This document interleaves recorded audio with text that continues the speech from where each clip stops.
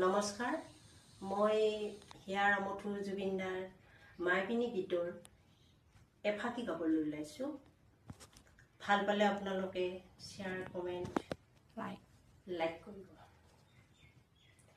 মায়াবিনী ৰাতিৰ বুকুত দেখা পালো তোমাৰ ছবি, ধৰা দিলা গোপনে আহি হিয়াৰ কোণত। তুমি যে মোৰ শুকান মনত নিয়ৰৰে চেঁচা সোপান নামি অহা ৰ'দৰে